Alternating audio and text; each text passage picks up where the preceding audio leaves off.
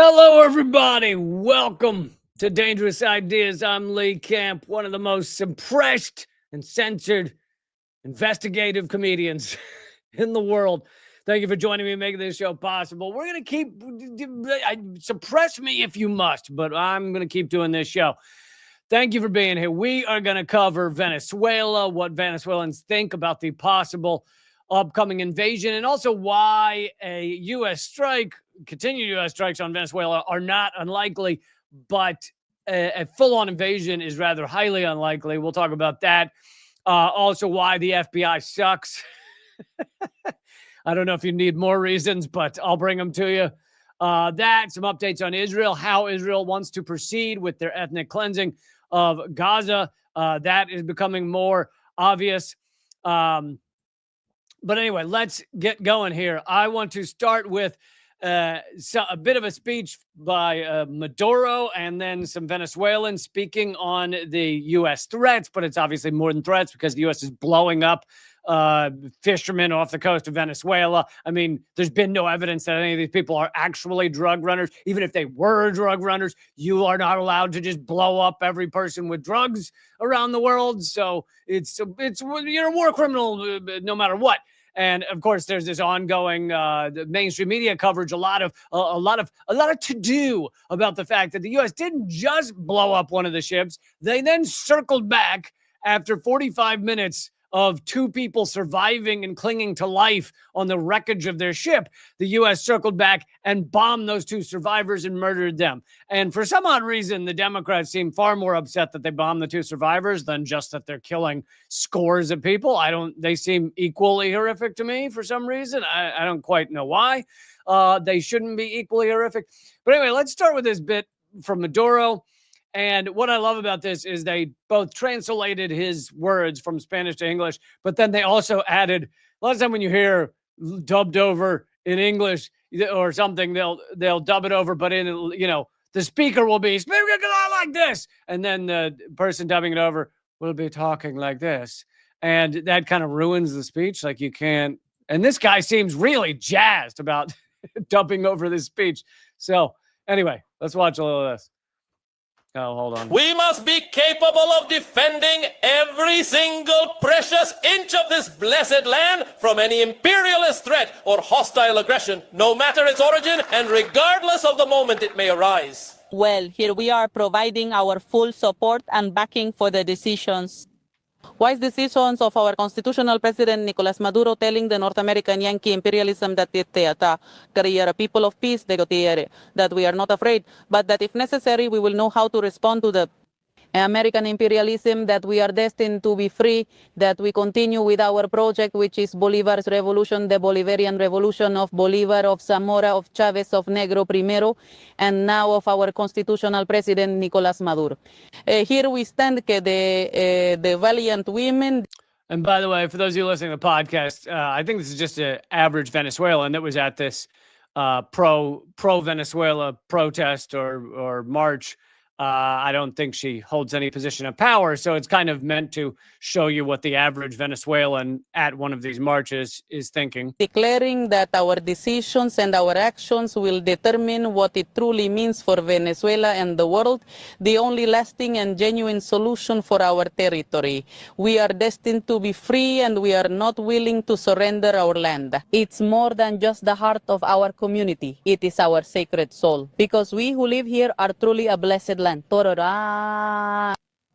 a lot. I think that's because the audio was AI generated. The translation was AI generated, and so clearly something went wrong there. She didn't go ah.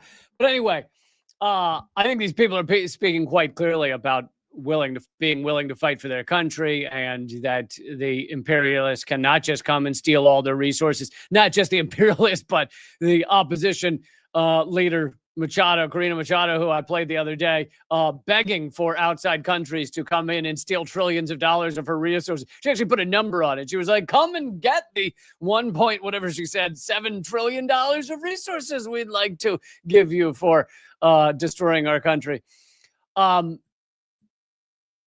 yeah, so there was a little bit from Maduro, and there's a great article by David Swanson over on World Beyond War that I'm not going to go through every detail of it, but he talks about the top 10 reasons to pretend it's unusual for the U.S. government to blow people up, which is what's going on right now, right? With the double tap, with the fury over the fact that the U.S. went back and blew up these two people hanging from a ship after the ship had been blown up.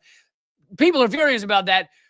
And David Swanson is saying, yeah, I don't quite understand why everyone acts like this is a new thing that the U.S. does. The U.S. murders innocent people all day, every day. So why are those two people that survived the first bomb a bigger deal? But he's saying, but you know what?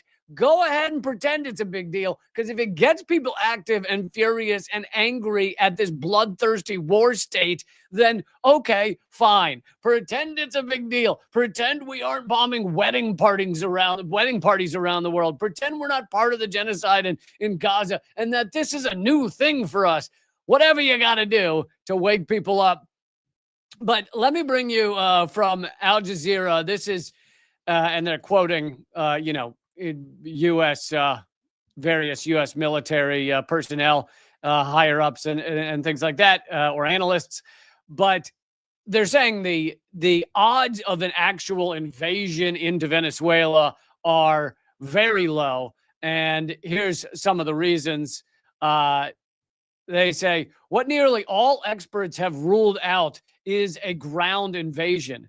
Quote, this is from a quote from Elias Furrer, founder of Orinoco Research and the lead editor of the Venezuelan media organization. He says, I don't really see that an attack is likely at all at this stage. There will be no boots on the ground because U.S. ground forces in the region are not strong enough for an invasion. Furthermore, a large-scale, this is no longer a quote, furthermore, a large-scale land operation would likely be deeply unpopular in the U.S. and face major obstacles at home.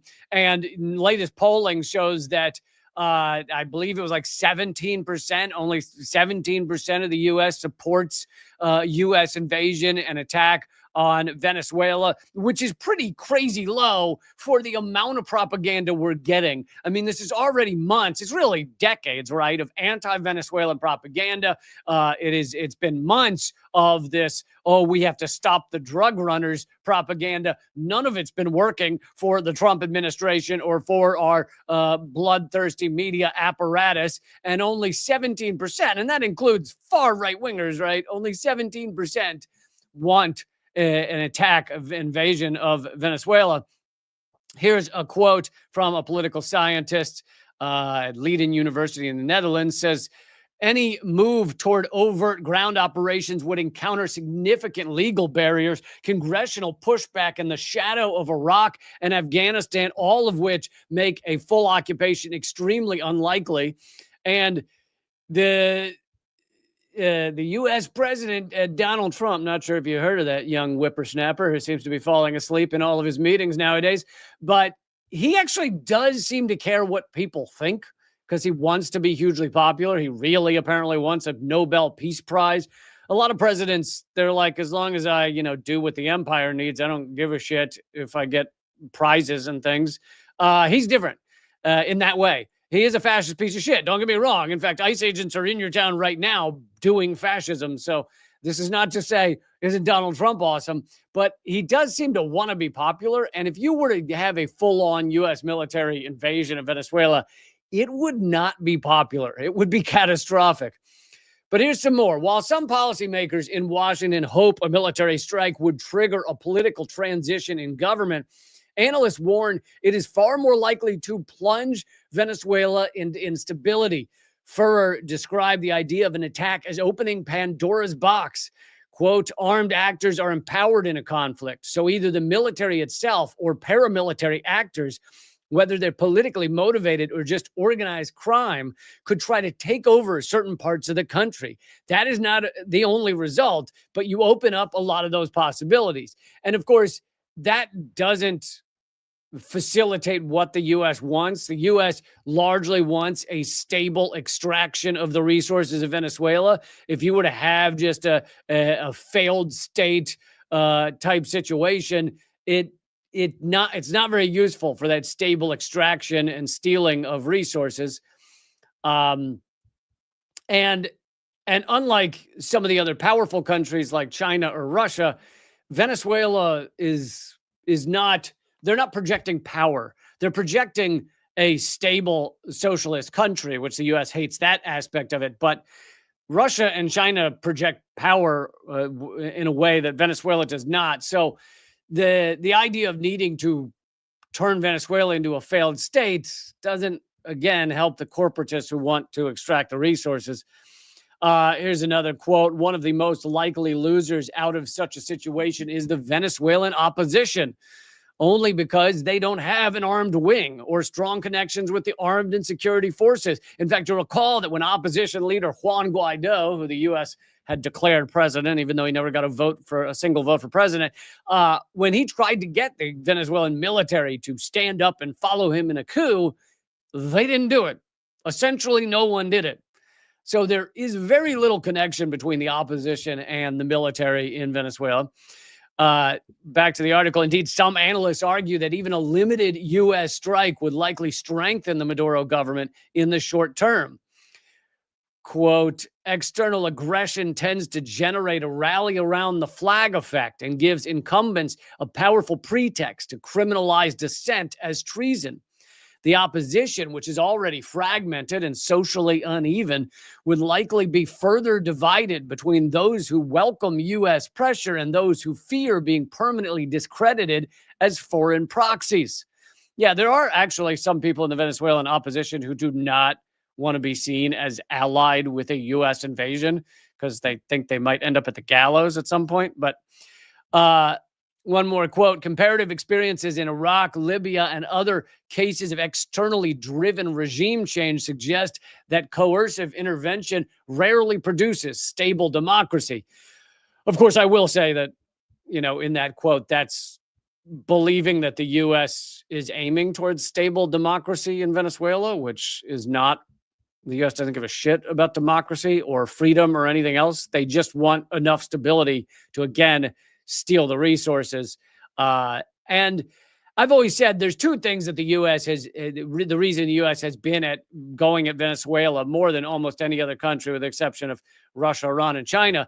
The reason that's gone on for decades, it all has to do with Venezuela having more oil than everyone else. And they need two things, or they would like two things. One is to steal the resources, but to steal the oil, sure. But if that's more difficult than the second thing they want, then they'll stick with the second one, which is to just make sure that Venezuelan oil is not being pumped out onto the market outside of petrodollars. If they can achieve that, which they have succeeded for decades, largely, if they can achieve that, then they can, they're happy. The petrodollar remains relatively strong, which is the number one goal. So right now they have achieved that. Venezuela is not pumping much oil outside of petrodollars. They're not pumping much oil at all. And the U.S. has achieved that. So I think there's a lot of inside the Beltway folks, the ruling elite, who are like, well, we can keep, let's keep all the economic war on Venezuela, even if it kills people. But let's not go beyond that because you risk all of these other things. Okay, moving on. Let's get to how the FBI sucks. Make sure you click thumbs up, click share, click subscribe, then click the bell icon. I don't know that it matters because I'm more suppressed than ever before. Really, what I would like you to do is become a member at realleecamp.substack.com or leecamp.net, my locals page. But I'll talk a little more about that in a few minutes. And if you're in New York City, I'm performing in 1 week. 1 week, folks. December 12th, Cobra Club. Look it up. But okay. So you might have seen this on the mainstream media. The FBI has suddenly convicted, after all these years, after 5-6 years, 5 years, whatever number of years, finally convicted the January 6th pipe bomber that 5 years ago, who left pipe bombs outside the DNC and the RNC, so both political parties.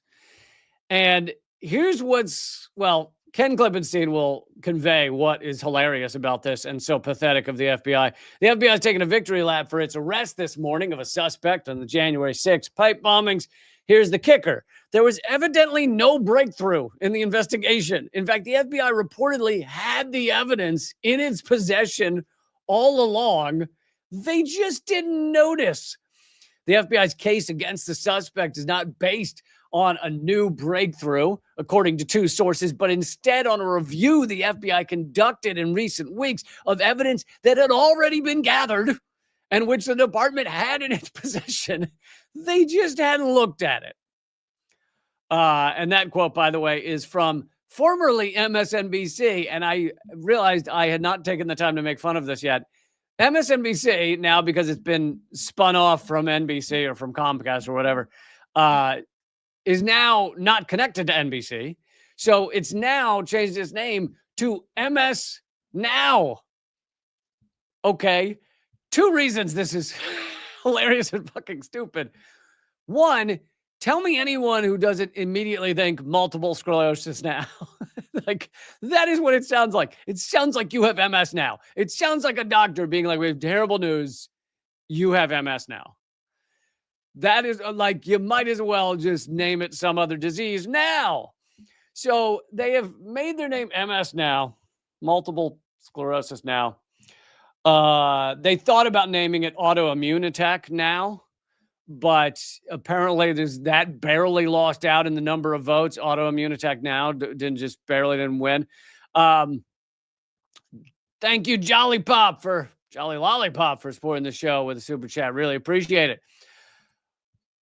But the other reason this is hilarious is because MSNBC, the initial, the channel started with a partnership between Microsoft MS and NBC. So if you take away the NBC and you just make it MS Now, that means its name is now Microsoft Now, which doesn't fucking mean anything.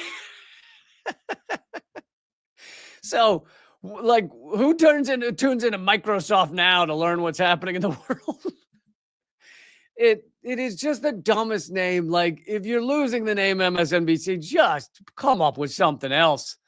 Don't name it after autoimmune issue. VC Nick says it should be More Shit Now. I'll take that.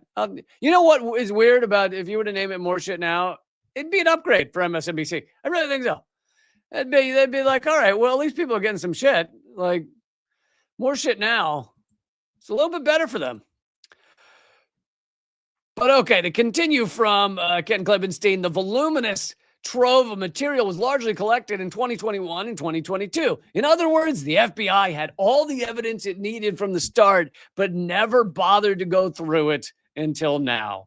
And he has this funny kind of tangent about, like, that's not the FBI I know. They're being so lazy. He's like, the FBI I know undertook COINTELPRO from the 1950s through the Vietnam War that purported to target radical and subversive individuals and groups. By the way, coming up in this show, I am going to bring you breaking from a few years ago, but breaking news about connections between the FBI and the assassination of Fred Hampton. We didn't have the receipts on the FBI's connection to the assassination of the deputy head of the Black Panthers until now. Breaking news, or rather 5 years from now. Breaking news 5 years ago. Breaking news, okay? But most people don't know it, so I'm calling it breaking news. To continue from his little tangent, the FBI I know targeted Martin Luther King Jr. and kept dossiers on Americans from Albert Einstein to Marilyn Monroe. They were working hard. The FBI I know was so biased that their inattention to the Watergate scandals forced Deep Throat to go to the news media. Funny thing about that, Deep Throat was the guy who revealed the Watergate break-in. Funny thing about that is the man who turned out to be Deep Throat was the deputy director of the FBI. He just realized he couldn't go through the FBI to actually do that work because the FBI didn't care about who broke into Watergate. The FBI I know bungled high-profile investigations from the anthrax attacks in 2001, the Centennial Olympic Park bombing, 1996, the Parkland school shooting, 2018, and its infamous mole, Special Agent Robert Hansen. The FBI I know was responsible for Ruby Ridge and Waco. The FBI I know, through its laboratory, provided flawed, biased, and even intentionally false testimony. Yeah.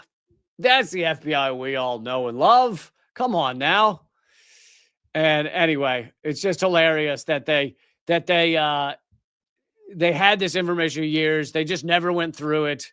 And then on Multiple Sclerosis Now TV program, they had on their national security and intelligence analyst, and he tried to portray this as, look at what great work the FBI is doing. He said, I know critics will look at the FBI and point to the fact that this took nearly 5 years, but you can also look at it as the FBI did not give up. The FBI is always going to get their man or woman. That's right. The FBI sat on that information for years. Good for them. Leave it to Multiple Sclerosis Now to tell you that it's good the FBI can't do their job at all. That's awesome.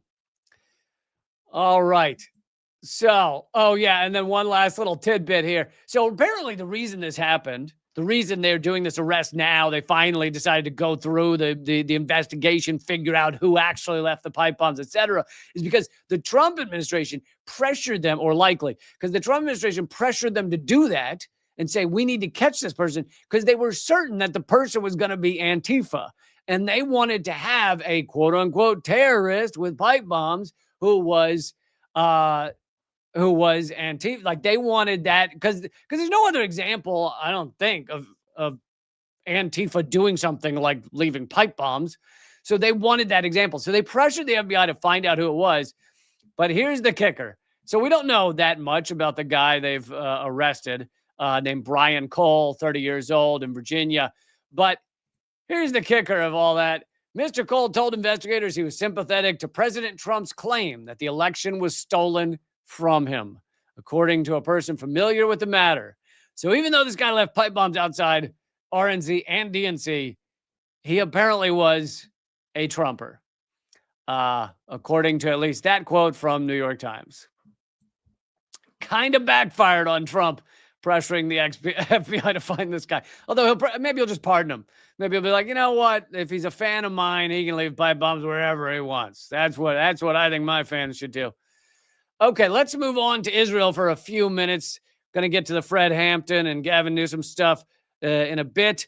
But I found this really interesting. We're now seeing, and I'm not saying people didn't predict this, but we're seeing it in real time now, how Israel plans to complete the ethnic cleansing of Gaza, or at least further it.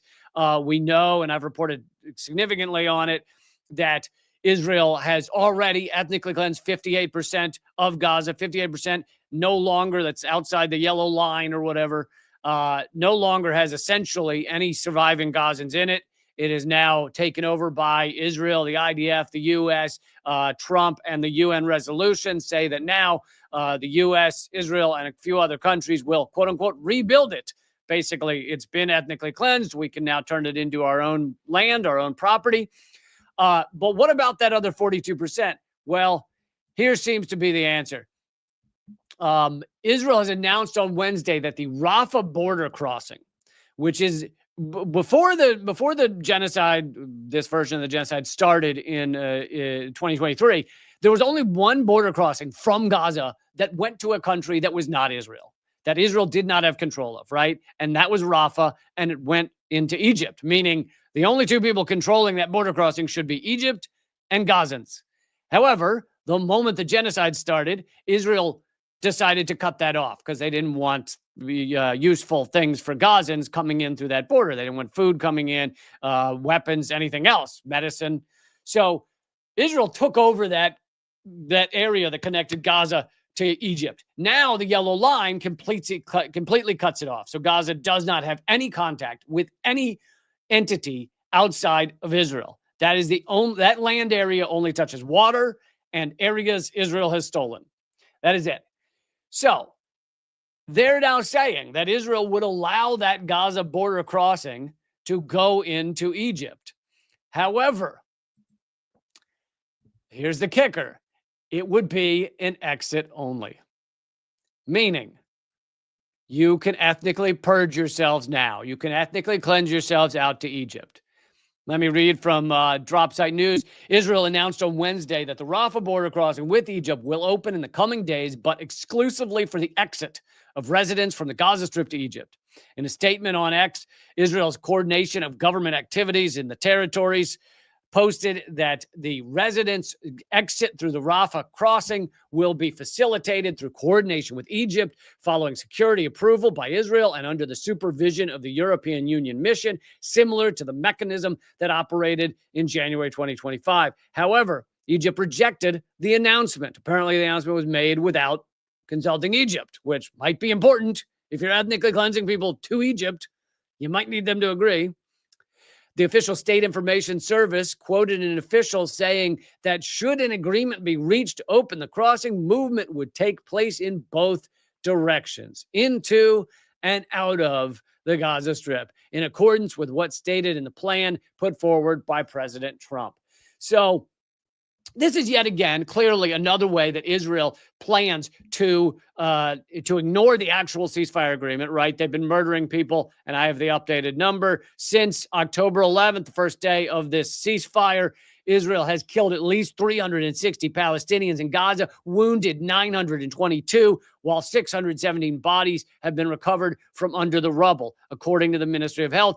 And just a reminder, if those numbers were being heard at any time other than during this epic genocide, those numbers would be mind-blowing. If you heard that in a couple of months, Israel had killed 360 Gazans, was that the number? 360 Palestinians in Gaza, you'd be like, what? They're just murdering hundreds? But because we've witnessed this genocide, because hundreds of Palestinians murdered becomes like an average weekly thing, we look at those numbers and go, oh, well, that's not bad. It's absolutely amazing how our mind adjusts to this shit horror show. Anyway, that aside, here's another way Israel planned to ignore the ceasefire. They agreed with Trump, and Hamas agreed to the ceasefire deal, and the ceasefire deal said the Rafah border crossing would be open to leave or come back in, leave and go, right? Which any country should have the right to leave and go. That should be a national right. It actually is a national right, but Gaza does not count as a nation, right? Because the UN has not, Israel and the U.S. have made sure that doesn't happen at the UN. Anyway, Israel wants to ignore what's in the ceasefire deal, as they ignore every other thing they agree to, and make it an exit only. This would allow for the completed ethnic cleansing. You basically make the remainder of Gaza, that 42% with 1 point whatever million, I don't know, 1.8 million maybe surviving. You make that area so unlivable, which is what they've done. You make it so tough to get food, so tough to have any kind of life, that leaving through that exit only is the only way people see for any kind of survival. And then Israel gets their completed genocide / ethnic cleansing that they were hoping for. So we're now seeing that that's where things are headed. And I don't know if this has gotten much coverage at all on the mainstream media, but it absolutely should. It probably hasn't gotten almost anything. Speaking of Israel, actually, before I do that, let me just remind everybody, if you're in or near New York City, I am performing live. I have not performed live in New York City in years. This is the show to come to if you can. This coming Friday, so a week from today, 9 p.m., Cobra Club with fellow Redacted Tonight alums, John F. O'Donnell and Anders Lee. I hope you will join me. It's like with tax, it's like $12 to go to the show at the Cobra Club. And you can get that at, you can just look up Cobra Club and click on their events or whatever schedule. But you can also go to tinyurl.com/Lee Cobra Club. Let me see if I can put that in here. Put that on the screen. tinyurl.com/Lee Cobra Club. And grab a ticket to that. That's a week from today. Also, I know, we're getting towards the end of the year. I've set a goal to keep Unredacted Tonight going, to keep my show going, that I'm hoping to get 100 new members at either Substack or Locals. Those are the two main places to support me. You can also do Patreon if you don't want to use anything else. Patreon.com/LeeCamp. Hoping to get 100 new members. So far, I have, I think, 20. So we got about 80, maybe 79 or something left to get. And if you want to join up at my Substack, that would be amazing. If you join up for a year, it'll amount to $6.67 a month. So basically, you'll be buying me a coffee or a couple of cheap coffees a month to support this show and support Unredacted Tonight. And got to get about 79 more before December is out, before 2026, to achieve that goal. And that would be amazing if you do that. You can also go to leecamp.net, my Locals page. If you use promo code LeeCampFree when you're checking out, you'll get a free month. Also, when you sign up at Substack, I will send my ebook to you, Dangerous Ideas, as well. So I would love for you guys to help me achieve that goal. Also, you get all kinds of columns at Substack. I've been posting columns every single week, and I really think you'll enjoy them. All right, let's keep moving here. I thought this was interesting. This was posted by Dropsite about Helen Thomas. You might remember this. I had kind of forgotten this, but it wasn't that many years ago. A few years ago, Helen Thomas, the renowned journalist, reporter, she was in the White House for years and years. I only even know her as like an ancient woman. She covered, not to be hurtful, but she covered 10 presidents. She was there forever. She was like a column of the building. And they basically canceled her because she told the truth about Israel. Towards the end of her, and it turned out to be towards the end of her life, but towards the end of her time as a journalist. And her career came to an abrupt end in 2010 after a rabbi with a video camera asked what she thought of Israel, and she said, "Get the hell out of Palestine."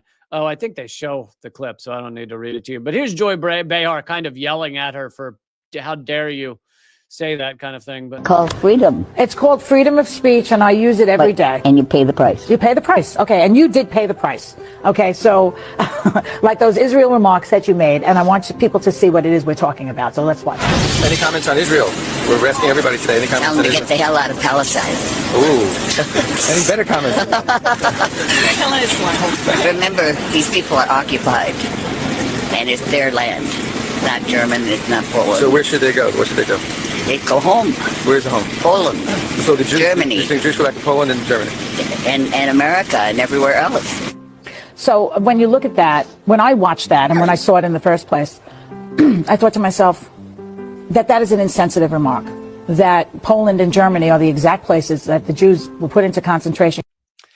yeah, so you know where Joy Behar is going with this. I don't need to play all her garbage, but she did this whole, basically you're supporting the Holocaust by telling people who stole this land to go back to the countries they're from. She also said America. She said go back to America. And a lot of the people in Israel are dual citizens and have the ability to go to any of these other countries. But anyway, even if you don't like those remarks from Helen Thomas, they're one of the few things you could say as a journalist, as respected as she was within the systems of power, and have your career fully canceled.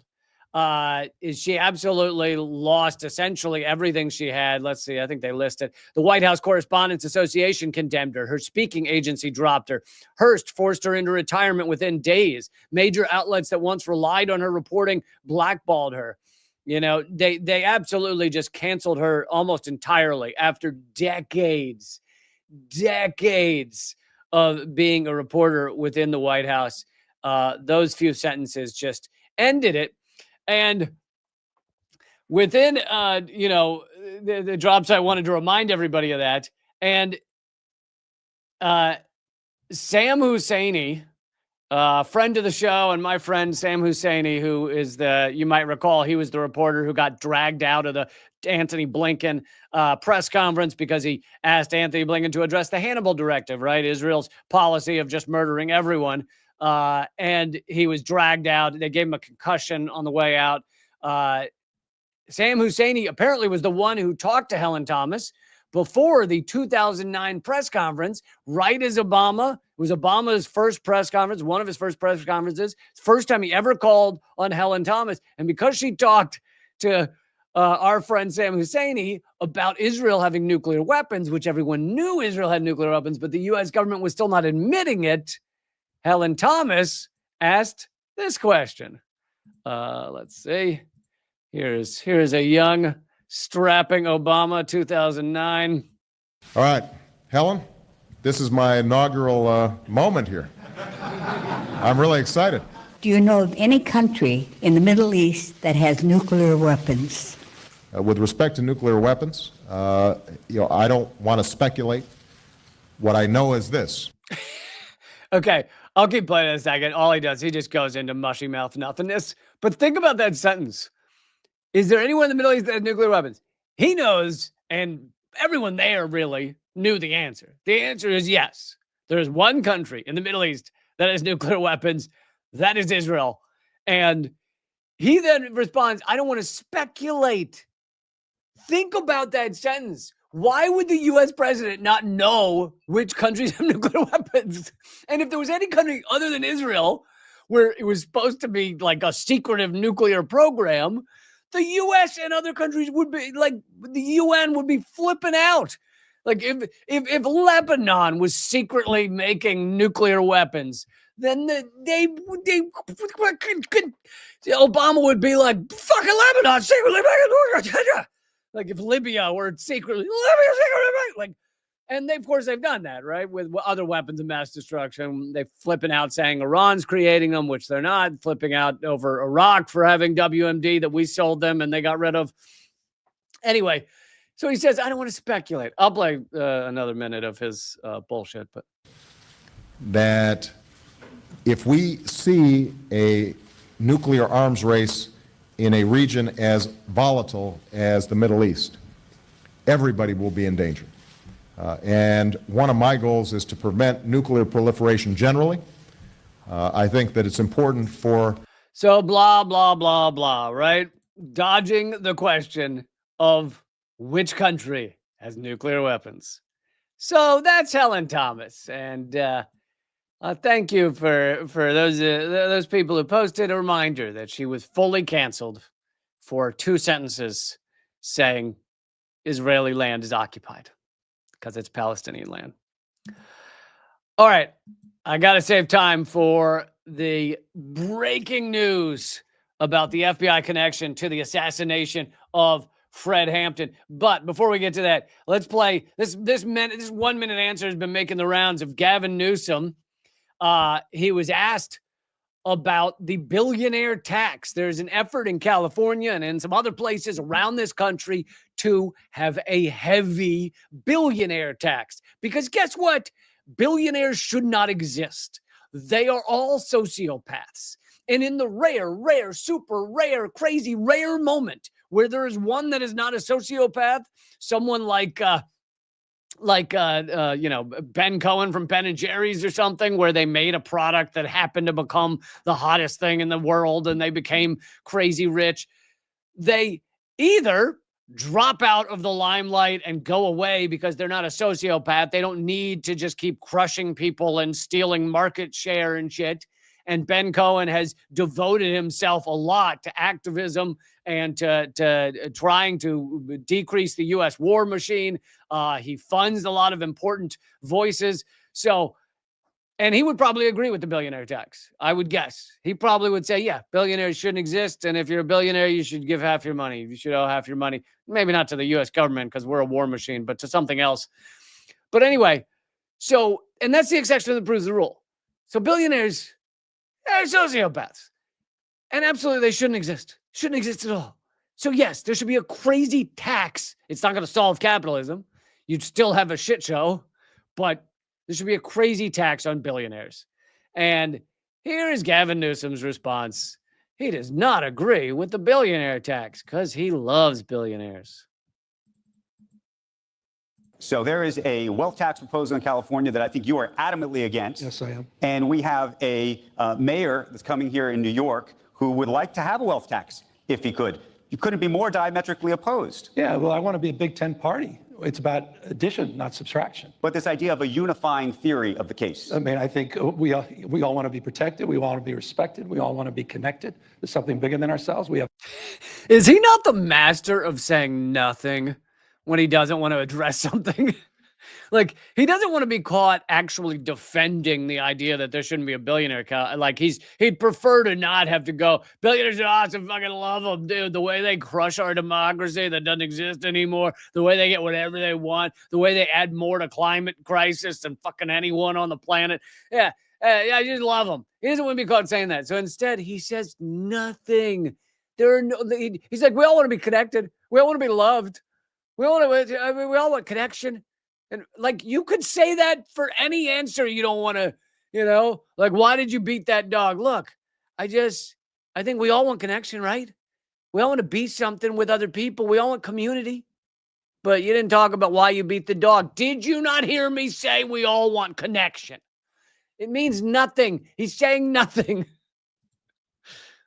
Of the case. I mean, I think we all want to be protected. We all want to be respected. We all want to be connected to something bigger than ourselves. We have fundamental values that I think define our party about social justice, economic justice. I think we recognize it's important to focus on growth, but also focus on inclusion.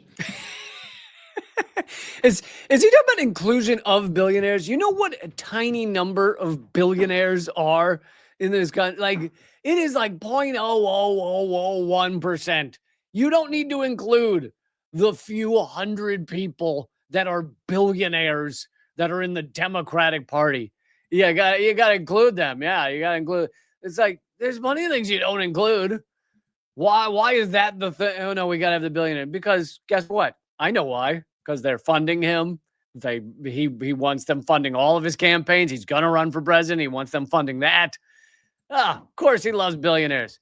And also, you got to remember, he is a capitalist. He is not revolutionary in any way. He's not radical. He may be anti-Trump, which great. I like when people go anti-Trump. But you can't also be fucking capitalist, exploitative, extractive, pro-imperial, pro-war, pro-genocide shitbag. We have pre-distribution Democrats. We have redistribution Democrats. And therein lies the dialectic, and therein lies the debate within the Democratic Party. We also have Democrats that are representative of their districts. Sounds like he just started going into a school lesson. It was like, we have Democrats, we have people with brown hair, we have people with blonde hair, I'm just saying things to make it sound like I said things, because I assume eventually you'll get so bored or confused that you'll probably turn to another question, and I don't want to answer this. And so some people have 2 eyes, some people have just 1. Some people, I met one guy with 3 eyes. There's some people that have lots of arms, and some people that have just the 1. So, that's how we're a big tent party, and there's different kinds of tents. There's the kind with a little zipper. There's kinds with latches. Just shut up. Just shut up, you con man. Representative the people that they represent. So much punditry has been done about, well, is the future of the party Mandami? At the same election that occurred, well, is the future, of Virginia? Is the future New Jersey? Is the future? But which is it? And that's the question about the unifying theory question, which is you could have a big tent, but if the theories of the case are so diametrically opposed, how split and broken is the party? Look, well, what his question is asking is, the parties are meaningless. They're meaningless. They're just designed to get us to believe in the political theater. They don't mean anything.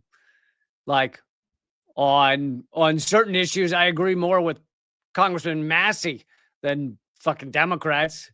Mamdani's not really a Democrat. Like, the parties are meaningless. The party's knitting itself back together. We got shellacked in the last election. And there's been a lot of forensic analysis, perhaps not enough, about what happened. No one says more and says nothing. No one says more of nothing than Gavin Newsom. Oh, what a slime ball. But, that might mean he's perfect to win the next election because the slime balls tend to win these things. Like, let's be honest. Okay. Didn't want to run out of time for this.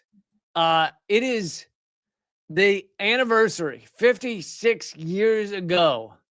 The Black Panther Party's deputy chairman, Fred Hampton, was drugged by the FBI and then assassinated by local police in Chicago while he slept in his bed. If you want to feel old and unaccomplished, like I do when I read this, the man was 21 years old when that happened.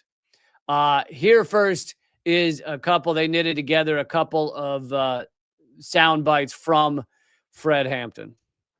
We're not a racist organization because we understand that racism is an excuse used for capitalism, and we know that racism is just a byproduct of capitalism. If we don't hate the motherfucking white people, we hate the oppressor, whether he be white, black, brown, or yellow. We're gonna fight racism, not with racism, but we're gonna fight with solidarity. We said we're not gonna fight capitalism with black capitalism, but we're going to fight it with socialism. Everything would be all right if everything was put back in the hands of the people, and we're gonna have to put it back in the hands of the people.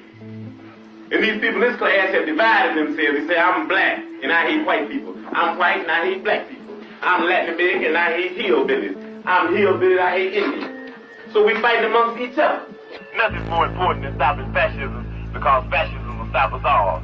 That's the people's thing. Socialism is the people. You're afraid of yourself. If you're afraid of socialism, you're afraid of yourself. We're not a racist organization because we understand.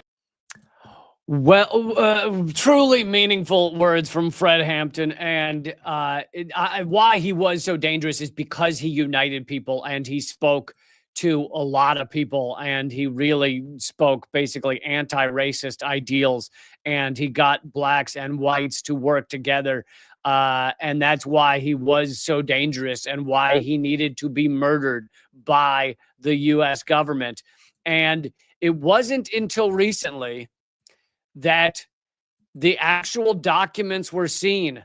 Thank you, Joseph, for supporting the show.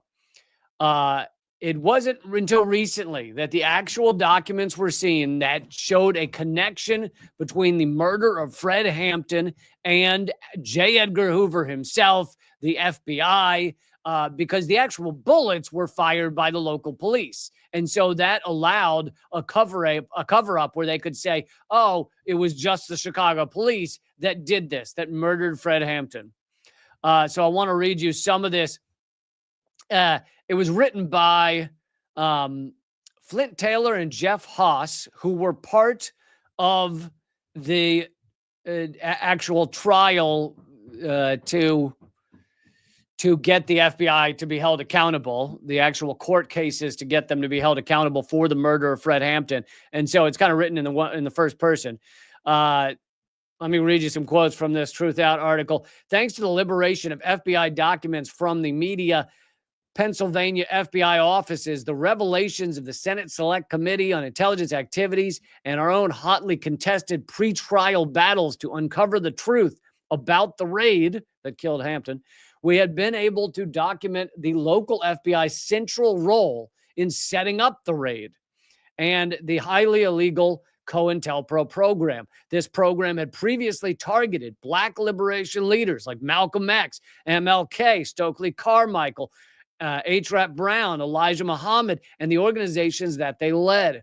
As the Senate Select Committee would later find in April 1976, the FBI had more recently turned its attention to destroying the Black Panther Party. So Roy Martin Mitchell was an integral part of the Chicago FBI office's Racial Matters Squad and the control agent for the prized asset, meaning Hampton.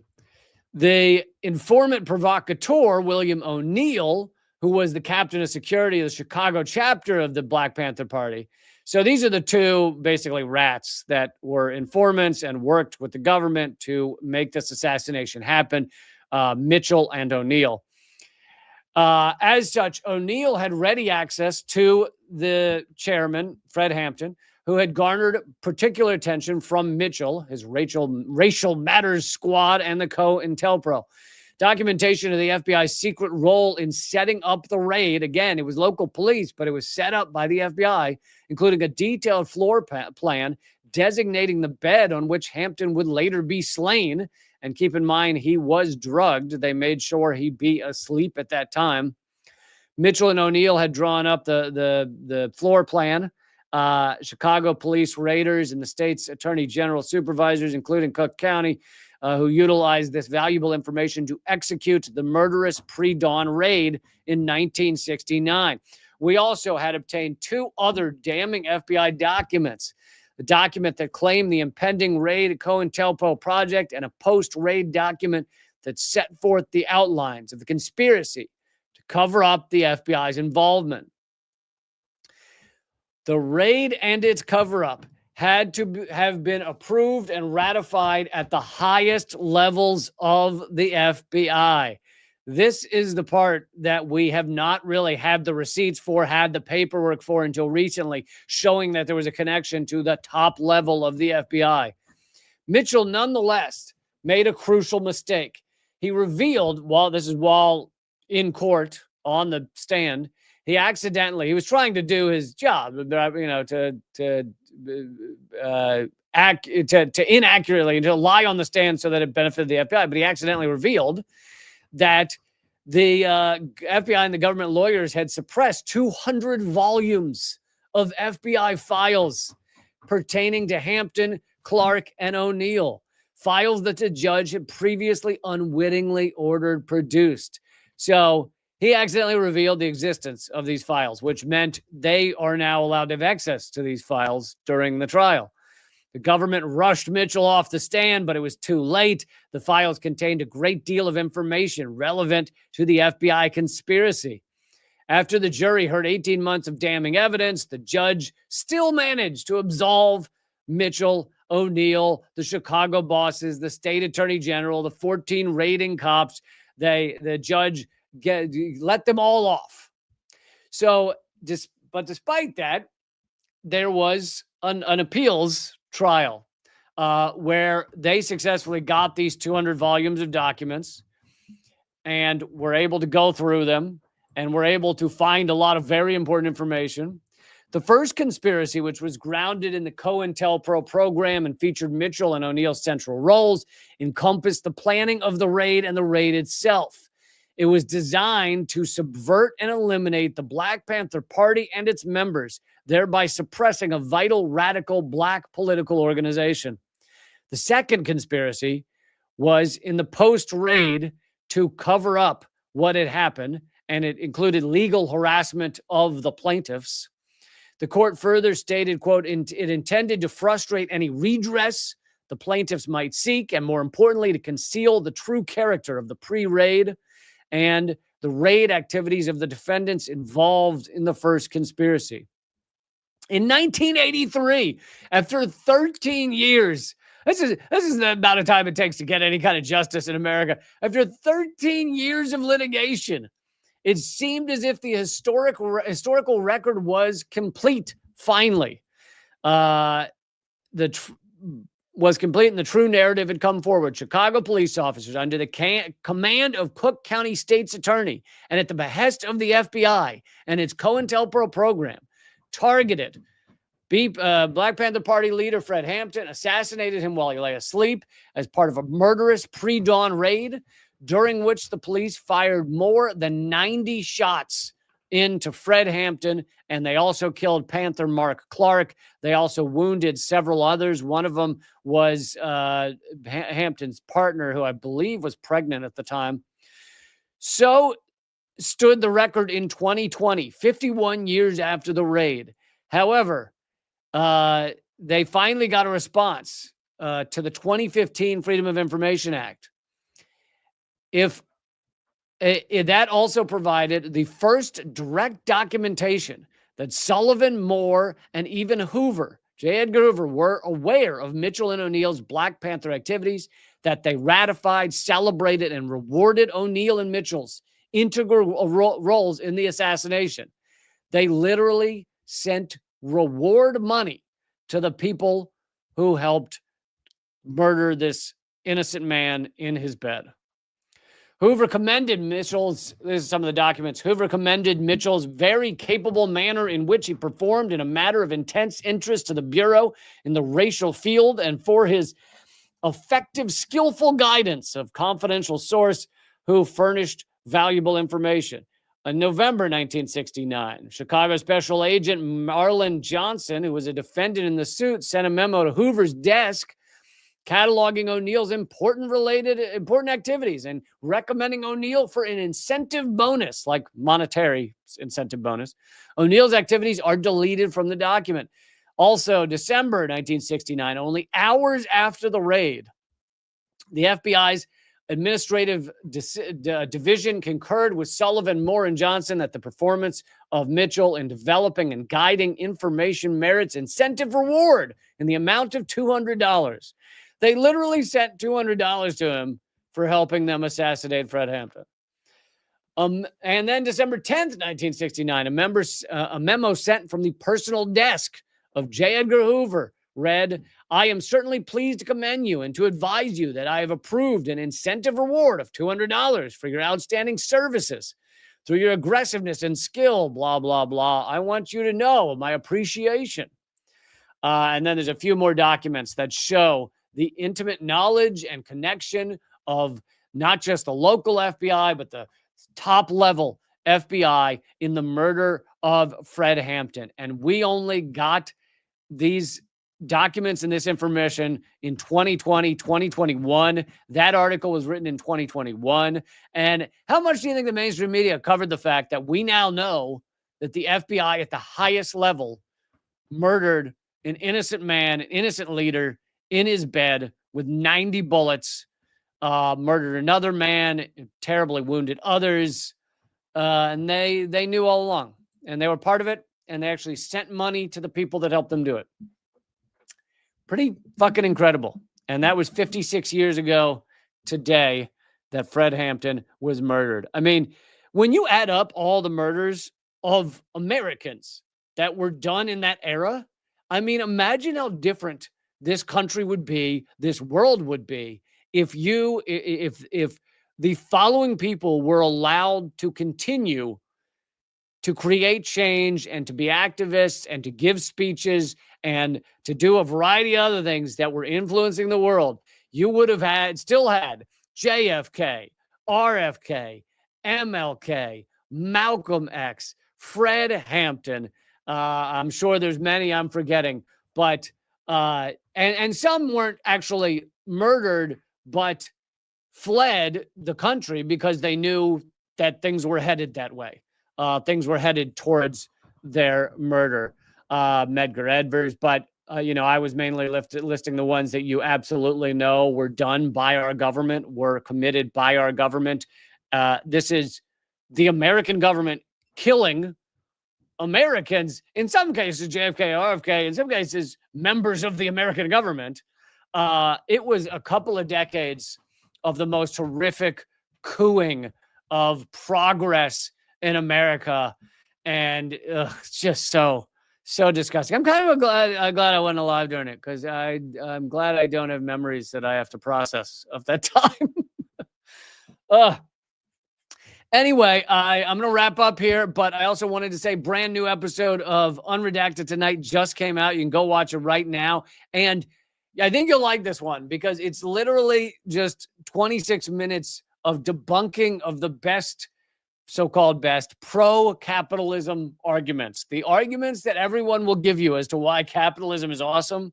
I literally just go through them one by one, trashing those arguments, explaining how you can argue against them if you end up arguing with someone about capitalism. That you can get that episode at leecamp.com/unredacted. Will take you to the Unredacted playlist.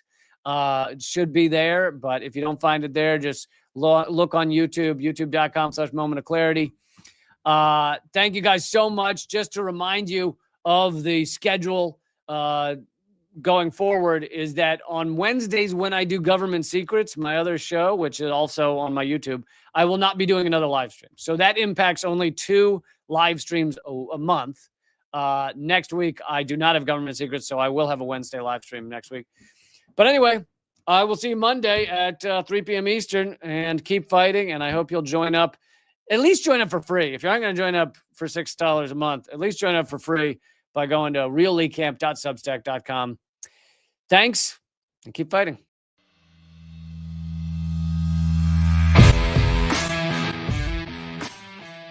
Well, brother, I salute you, though, man. You're one of the few that bring together this tremendous artistic talent and still be in such deep solidarity with oppressed people. It's an honor to be here because I'll tell you, Lee, you have one of the funniest shows on television, bar none. It's an enormous pleasure to be here. While I was waiting, I was leafing through your wonderful book. The same to you. I love your show. Be happy to come back anytime. Lee, this is one of the great honors of my long career, just to be in the same earth with you. I'm sure. We're just so blinded. We have so many blinders on because our society doesn't want us to know things. And so it takes shows like your show, and it is clearly designed to eradicate. Hey, good to see you. Hey, Jill, how are you?